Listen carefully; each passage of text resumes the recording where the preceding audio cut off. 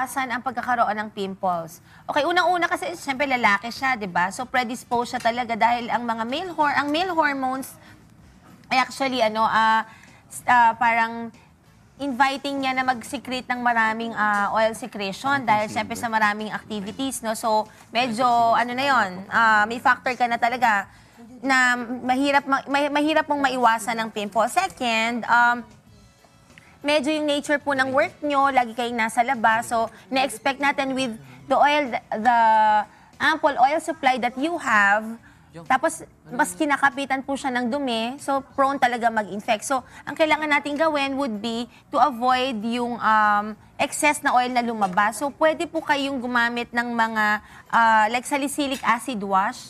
May makukuha po kayo niyan sa drugstores, okay, salicylic acid. Kasi ang gagawin niyan, it's a keratolytic, ida-dry up po niya yung surface para pag dry siya, medyo magtutuklap ng kaunti. Instead na naiipon yun or natatrap yung oil sa loob ng balat, nakakalabas po siya.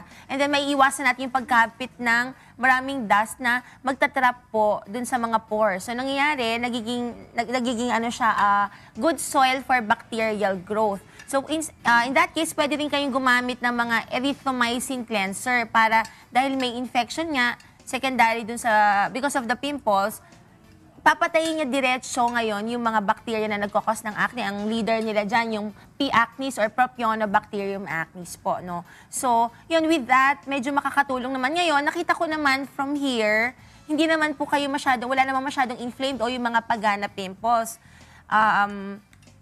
Pwede naman kayo hindi muna magamit ng mga ng benzoyl peroxide. Kung hindi pa rin talaga makontrol, that's when kumuha po kayo ng benzoyl peroxide sa market. You can start po yung 2.5%. Siguro for a month, every night lang po. No? Yun. So, i-recap ko po. You have salicylic acid na facial wash. Doon may nabibili din po nun na soap bar. Okay? And then, ang pang-cleanse nyo po would be erythromycin o kaya pwede rin clindamycin toner. And then, pwede po kayo mag-benzoyl peroxide po na gel, ipapahid. And of course, do not forget the sunblock, especially na gumagamit kayo nito mga gantong gamot, magiging photosensitive po ang inyong balat. Okay, tapos yun, avoid din po yung sun pagka po kaya. Okay, John? Salamat po. Oo, sige. Salamat din. Gamitin mo yan 2 times a day para morning tsaka sa gabi bago matulog. Okay? Thank you.